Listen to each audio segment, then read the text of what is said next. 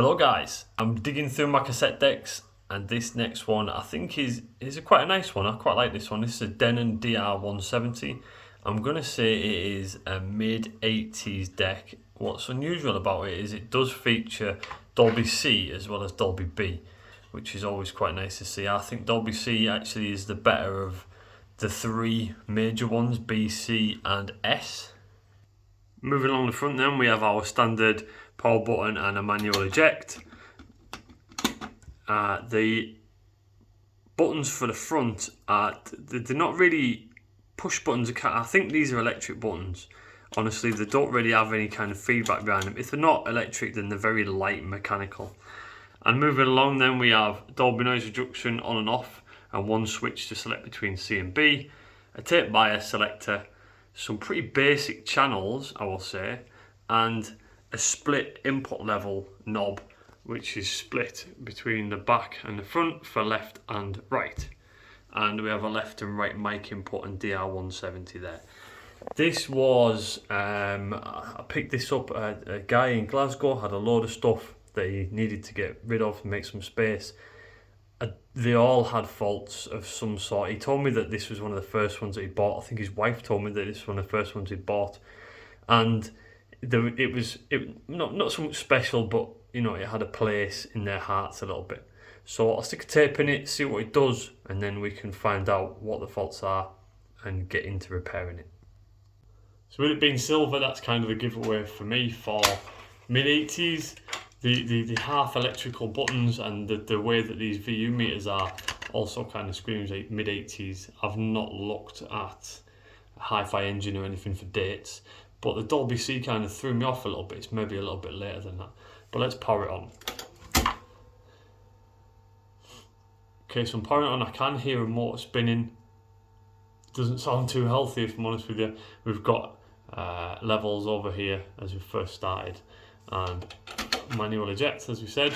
Today we're trying this with an old Guns N' Roses tape just to see what happens, because to be honest with you, the tape's kind of on its last legs. If you look at the state of it, it's been played to death. Not really by me either. Okay, so we'll try with rewind first. Nothing, just stops. Fast forward. Nothing, just stops. And guess what play's probably going to do? That kind of starts, but it seems to get stuck. Kind of gives a, you know, like it's really struggling. I think that the player heads are engaging with the tape, but nothing at all. Pause seems to do something, and if we move along a little bit this way, there's no buttons or anything for the tape bias. And Dolby C comes on, which is unusual, but you don't get a light for Dolby B. Okay, tape counter seems to reset fine, and looking at this input level, there's not much feedback to this. I think it works, there's not much feedback. I seem to remember, I can pull that off. It's split there on the inside and the outside. I seem to remember the gentleman said there was something wrong with this. I'm not entirely sure what, but that's the least of our worries. Right, let's get it to bits and see what we can find out. Inside then, it's fairly 80s. We've got some Dolby logoed ICs there. Everything is very clean, that's one thing. We have fiberboard, which is the sign of a kind of an 80s deck. A very small power supply. These power cables thankfully are covered over in a piece of plastic. Let's have a look at the transport. Inside, the transport looks absolutely fine. I don't really see anything obvious, if I'm honest with you. We have our main motor with a belt driving this kind of selector belt at the same time as driving this capstan. That seems to be kind of stuck. Just kind of, there we go. And that's free now. Maybe that's made a difference. It seems to be kind of, maybe there's something jammed in there. We'll be able to find out when we change these belts. But look at this. This is our record mute switch selector spring, and this goes way over there. That's about a foot long. That's the longest one so far. It's maybe a little bit promising there that everything looks totally fine. I'm going to try it again with the tape in and see what happens. Alright, so let's power this on. Capstan seems to be spinning.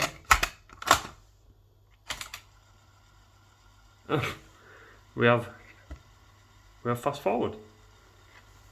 And it's not stopping. And we have rewind. Do we have play? We do seem to have play. How unusual. Okay, so I'm going to service it anyway. I'm going to change the belts and we can have a look inside that transport. Maybe there's something stuck in there or something untoward is going on, but that seems to be playing fine. Obviously we'll know once we get it on an amplifier, but I'm going to do a belt change on it anyway, and then the usual azimuth and correction and everything else, but at least we can have a look inside the transport and try and work out what's going on.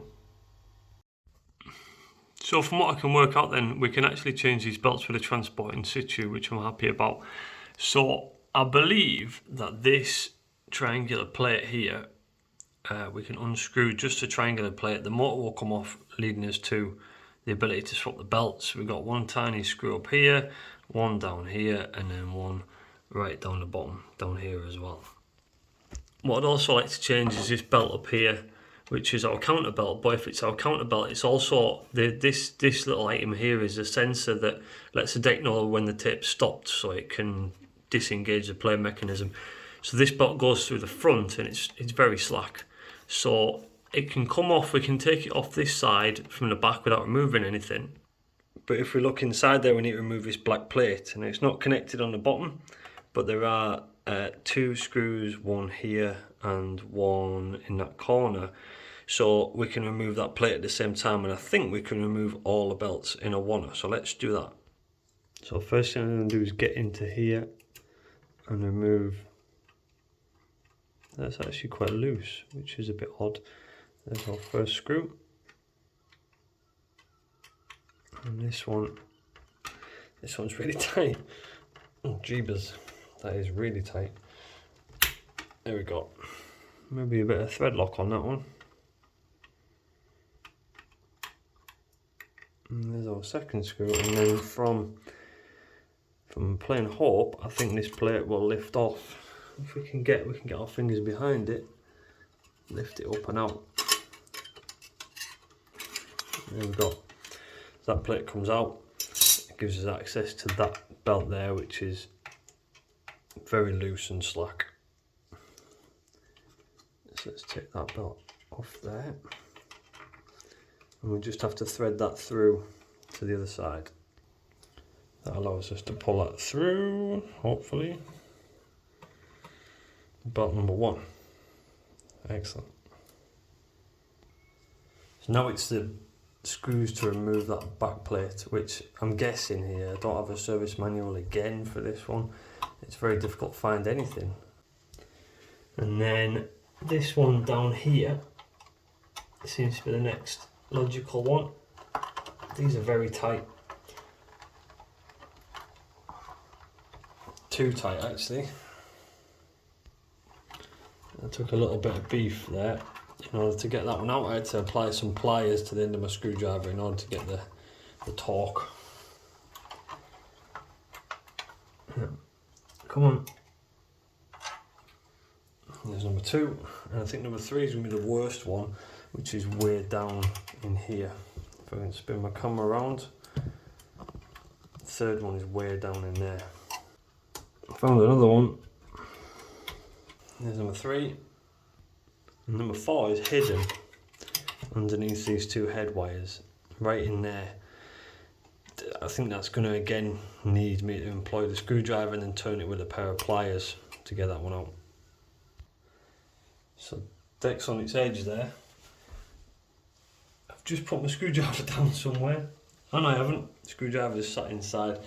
I'm just trying to get the light while we just get that last one out there. This one's looser, so I would suggest that maybe somebody's been in here already and they've done the best they can with tightening this up, which I agree with. Nothing can be done. That one's no. out.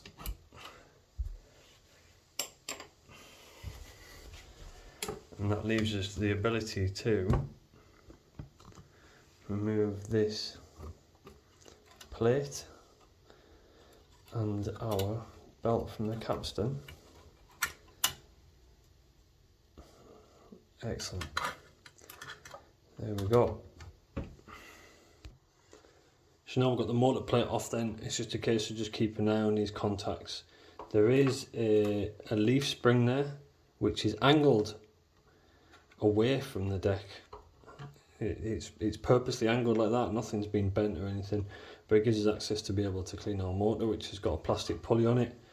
And I managed to get off our first belt, and the second belt is still in situ, so I'm going to pull, just making sure we seem to have the plastic washer on the other side of the capstan. So if I pull the capstan out, just want to return that plastic washer that's on the back. One of these, we've all seen these before. If I can, I need to get stock of these because sometimes these just go missing out of spite, I think. Can we get this out without disturbing that? No, so I'm going to have to disconnect the spring for the record mute switch. Remove that spring, and it should give us the ability to now move this motor plate somewhere more sensible. And there's our capstan. Capstan has a plastic gear attached, that's not removable. Capstan's in good condition actually, and we'll clean all this up and do our usual with the capstan before we fit our new belts. And then we do have one belt remaining, which I would suspect is our fast forward and rewind belt, which is just here. And there's our third belt. Okay, excellent. So pretty straightforward set of belts. The fast forward rewind and the pulse detection belt, which is on the front and operates the counter as well, seem to be standard 1 to 1.5 mil belts. You could use anything for those if you have a bag of Chinese belts, as long as they're reasonable quality. And then the replacement belt for the capstan is, I'm going to say 5 mil by 1 mil flat belt with size, I'm not sure, but I've got a belt kit for this, so I'll swap that over.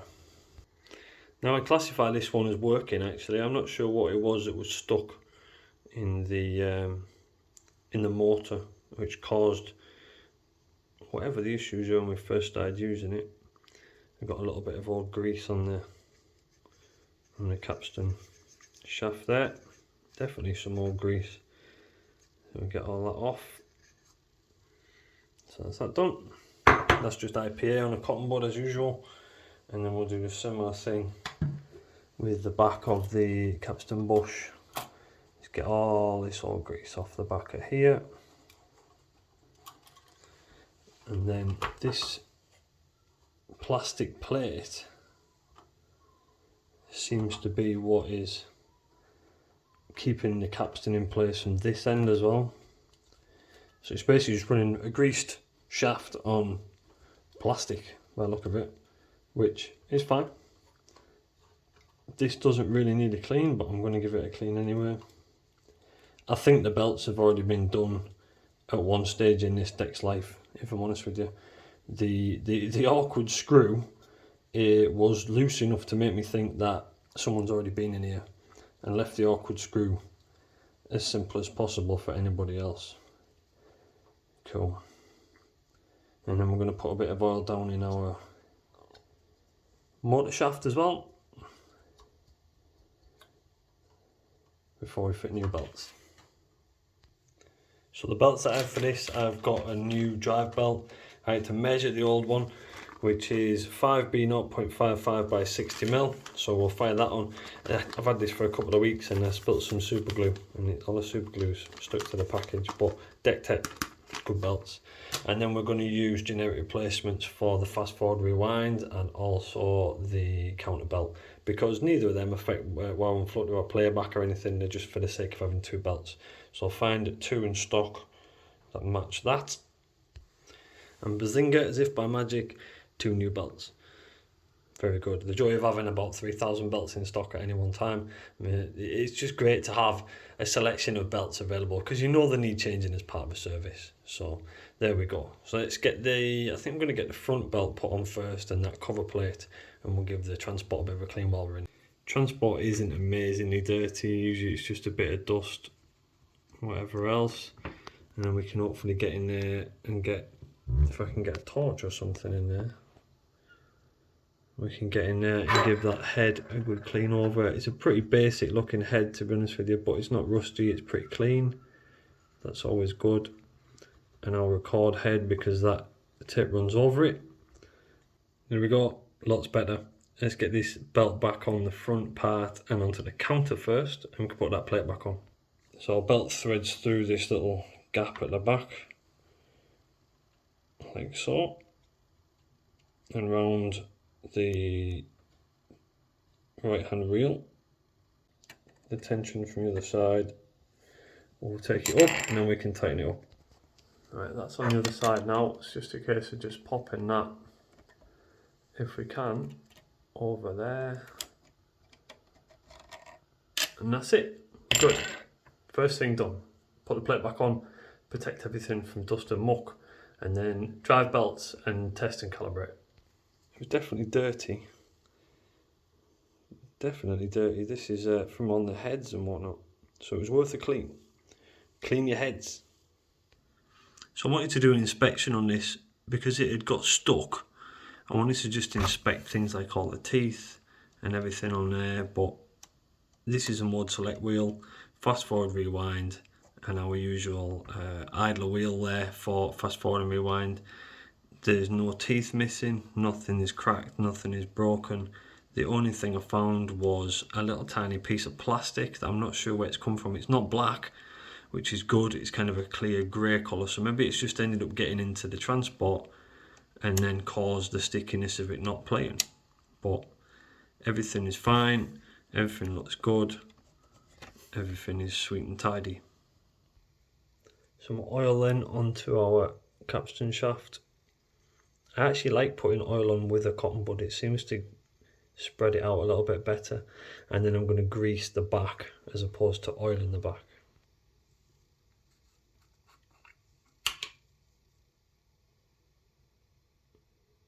Just a little bit, not too much.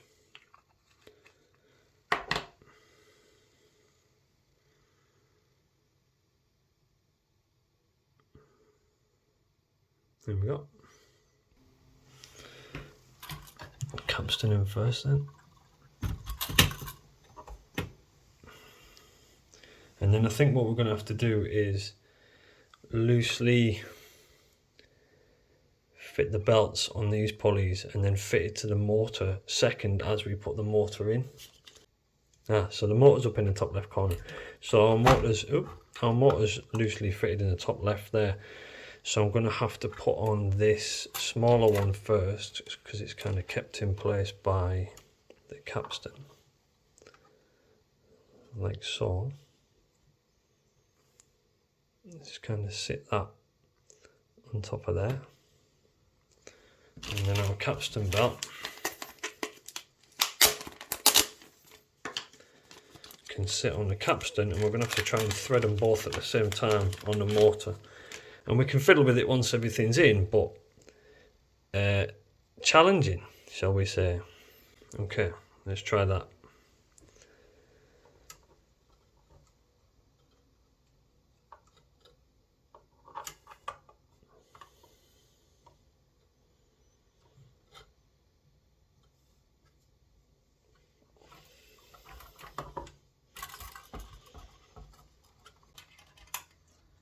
Not easy. Right, that was not easy. So the two things I have to advise on for threading belts is a spudger, which is this kind of flat separating thing. It's not sharp, it's nice and soft so you don't damage anything. And then the second one is a crochet hook, a blunted crochet hook. It just means you can kind of get hold of those belts in there and you can thread them through wherever you need to. It really makes life a lot simple. It's very difficult to use this for anything bigger than about a 2mm belt. But I would advise you have one of these in your little arsenal. These are a couple of quid, and just file the end down so it's not sharp and doesn't knack your belts. But now the belts are on and we're done, and we're turning and burning, it's all good, and it's centralising quite nicely. Let's get the screws back in, and I think there's a couple of pots to clean as well. These bars that are part of this triangular plate that retains your motor, these have to go underneath this main transport plate here, and this is our screw that I put in. I had it over the top and then it was knocking the bottom ones out as well, so we're all screwed in and done now. Put this spring back on, and then it's a quick cursory test. This spring went on the end hole, and it's just a quick cursory transport test before we move on to make sure that the transport is doing what it should do. And then we can clean a couple of pots and the record mute switch before azimuth calibration and speed. Okay. Capstan spinning sounds a lot healthier.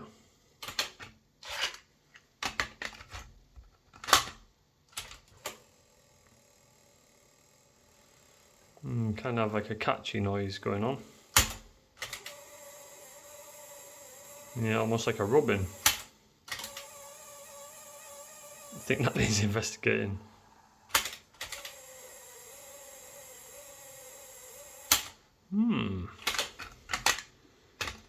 Looking at the tape. It does make the noise with the tape out as well, so it's not the tape. Let's have a look at that then. So on inspection, look what happened. And usually I wouldn't record this kind of stuff, but people make mistakes. This belt here has ended up over the top of this brass bush, just as it's been tightened. So if I just put that where it should be and press play, that should be the end of our noise. Noise be gone, they said. Simple problem, simple fix. Right? If you ever get a problem like that, just look at what you've touched. It can only be those things. Awesome. Let's try that again then, just to make sure that that noise has definitely disappeared.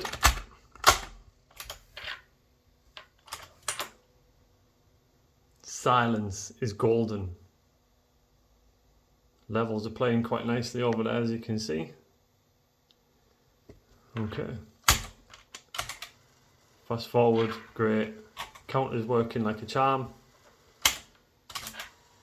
Rewind. Test the auto stop function as well. Excelente. Okay.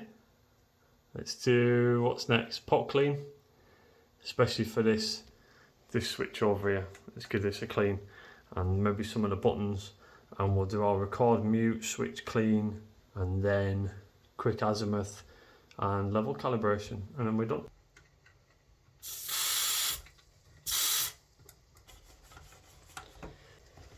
Recording mute switch.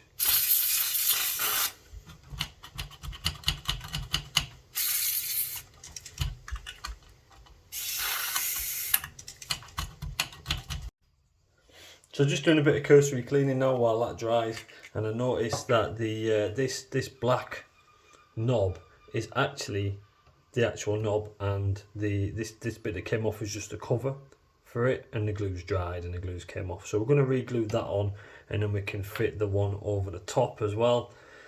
So it's pretty straightforward. It's just a case of just dabbing a bit of glue in place of what was there and then lining it up. You don't want too much of this, but at the same time you need enough it's not going to come off again. So I'll turn it all the way to 0, and then just make sure you align the nodule bit, because you're probably only going to get one go at it, like that. And then we can also stick on this one. Let's turn this all the way to 0 as well. Align those two up, and they should, in theory, match like so. And it means that this is the reason why it was kind of not really playing too great, I think, because this inside one was just slipping on the knob.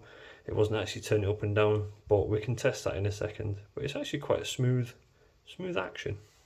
I've been through and give a cursory clean to the buttons and everything like that. So let's power it up and see what speed we're getting first.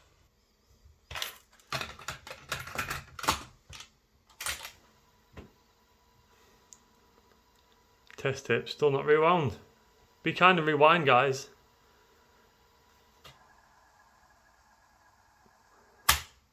Just wanted to test that auto stop function again. So let's play this, put it through the spectrum analyzer and see what this should give us. 6.3 kilohertz. See what it gives us first.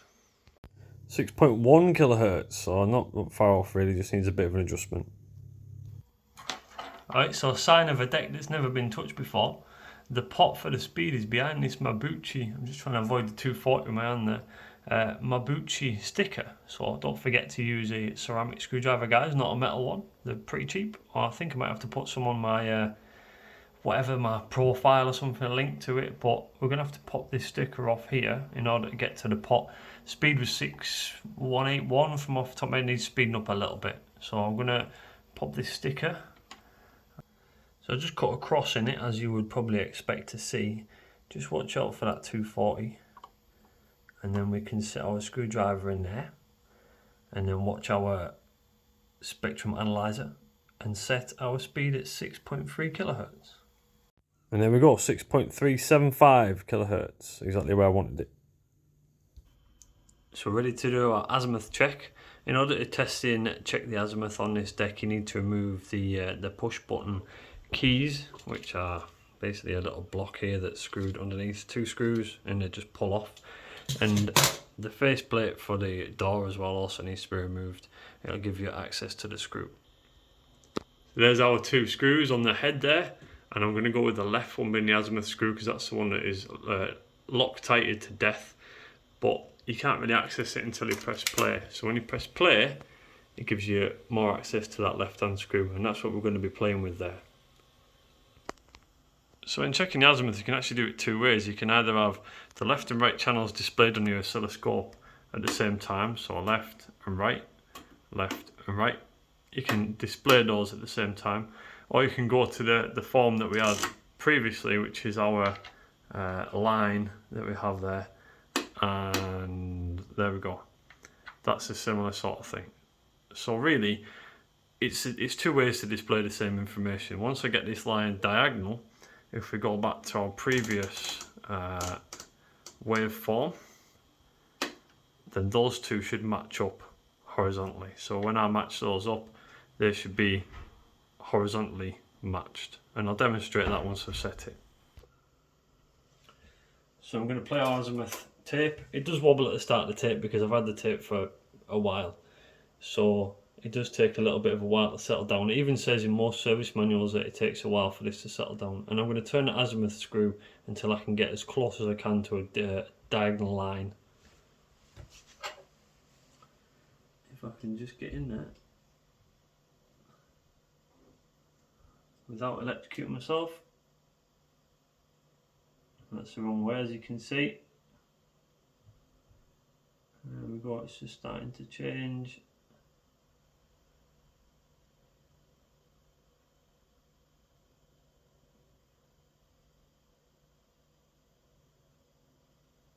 So that's the closest we're going to get. The opening and closing is essentially the wow and flutter of the deck.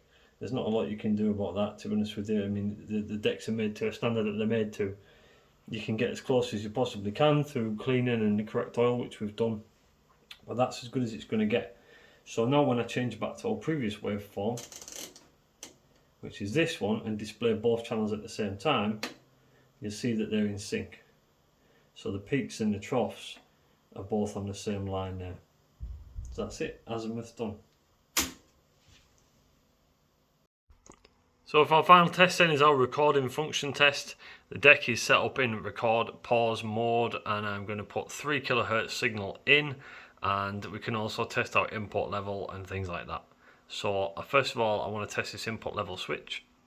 So that's 3 kilohertz going in now, and as you can see we've got our levels there. Let's test this. So that's both at the same time, goes up and down quite nicely. Let's test the individual switches. Left goes up and down, perfect, and it's quite difficult to do, but right goes up and down separately as well. So happy with the switch. Good all. Okay, we're going to record a tone at -10 dB, and we can now get recording. This is a brand new tape. I've just unwrapped it, only because I've recorded a bit of jazz on my other brand new tape in order to play it on this Yamaha. So here we are with the Denon now, and we'll record this, let it play for a bit, and then we'll play it back and see what the tone sounds like and make sure it matches 3 kHz on our spectrum analyzer. Right then, so this is our spectrum analyzer. We're all lined up ready to go. We just need to press play, and then as you can see, that bright purple line there on the analyzer is showing 3000 on the nose. This is playback after recording, so you know that the tone you've put in obviously is 3 kHz because I tested that before I recorded it, but 3000 Hz there is coming out the other side. Exactly what you want. Good. And our test track for record for this deck is going to be the famous song from Whiplash, just because I really like it. Don't Tell the Police, and we can get that going now. Let's get that recording. I like to give it a good 10 seconds or so. Okay, so we'll play that. Have a bit of a mess about with this for a bit, and then the intentions are going to be is I'll record a bit more music. I like to have a good play and listen to them for a couple of days, a week or so, but realistically this deck's about finished. It's clean, it's tidy, it's working, it's playing and recording as it should be, and I think that's about us. Brings us roughly to a close. Well, it's been a bit of a busy weekend up here in PW Restoration Towers. I think I have done 3 decks in the space of 3 days for YouTube. And that amount of decks in such a short amount of time isn't really unusual, but it's unusual that I'll go ahead and film them, but I've just had the ability and the time to go ahead and do it. I believe I've got 3 parcels sat about. 2 Nakamichis, I think, are sat in parcels. One's not mine, one is. And there's something else, I can't remember what it is. But there's always things to do, there's always things to fix. And the satisfaction with these decks, I find, is that problems can be ironed out. Sometimes they've solved themselves. And this is a lovely example of a nice mid-80s deck from Denon. And I've enjoyed working on it. It's been pretty straightforward, and it makes a difference when they're not manky when you first open them up. Have a nice day, like and subscribe, have fun.